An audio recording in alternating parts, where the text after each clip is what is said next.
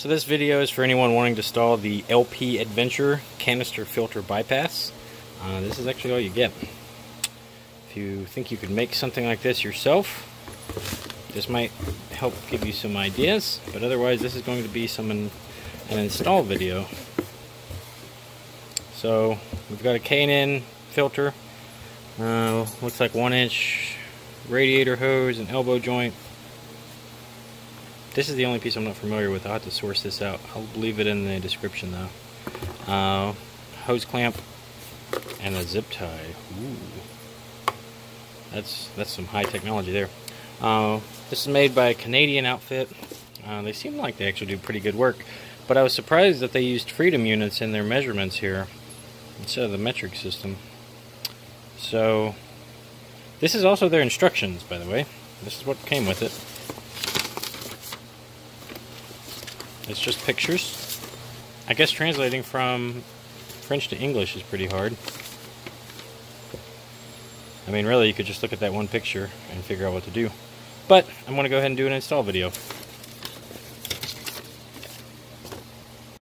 To install this bypass, the first thing we want to do is to get this wheel up in the air and get the tire off. With the wheel out of the way, jack stand holding the car, we're now going to remove this fender liner. These are just a bunch of pop tabs. I don't know where they all are. Let's learn together. I'll be using a flathead screwdriver and one of these pop rivet removal tools.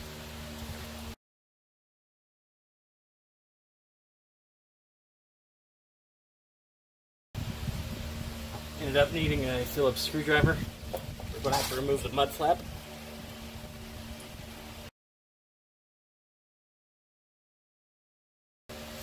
So that went pretty far back, actually.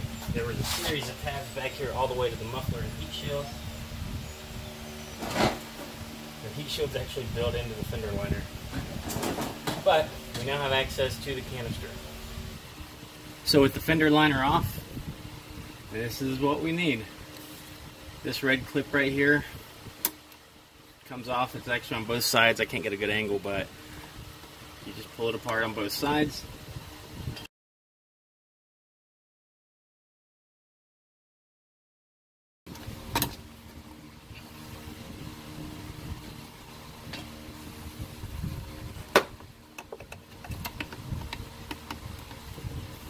We now have this open, which is when we install the plug. We then reinstall the clip to hold the plug in place. It should look like that. That clip will hold this in place. Then just let that go. We install the new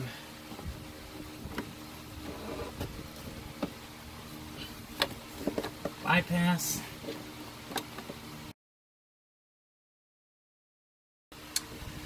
I just went and checked all these. These hose clamps are not as tight from the factory as I'd like. They're just a simple flathead screwdriver to tighten down hose clamps.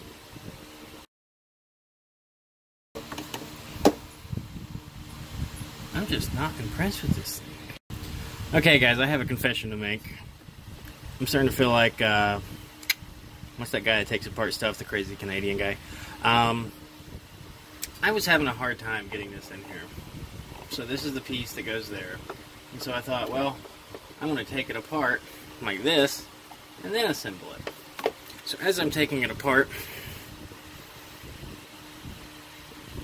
I want you to look at that. That's just an elbow that they, I mean like, not even hacksawed. Look at that. Look at that build quality. You guys.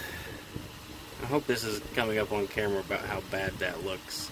Can't say I'm impressed. Go on Amazon and buy the same stuff for half the price.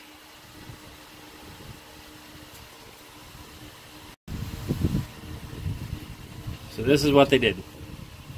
It was an elbow with this collar, male to male, and they just cut part of it off.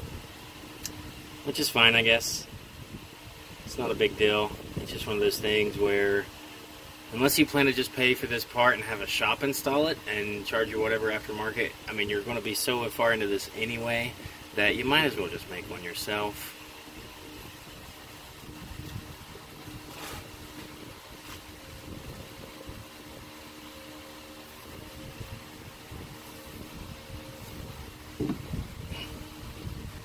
Insulin heater hose, 3/4 inch. K&N air filter, part number B020A4. K&N air filter. Hose clamps. We already know the measurements. They're even in freedom units.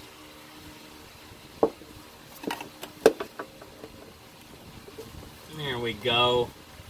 So,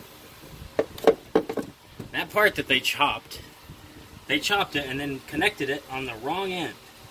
So I was unable to install this part as it came. So I even had to modify this part to make it fit.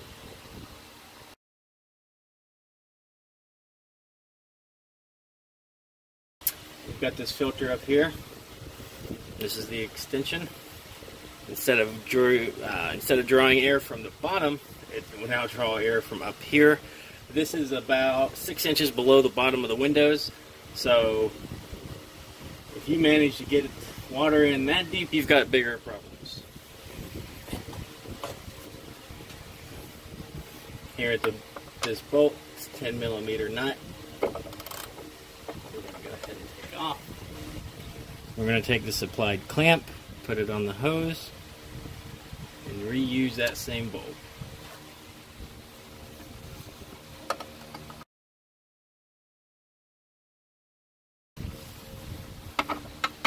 Torque this to tight.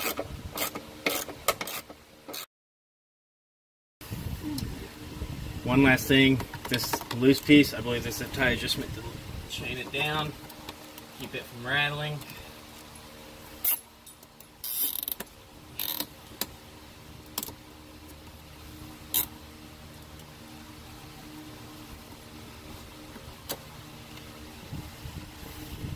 Alright, put your fender back together and you're done.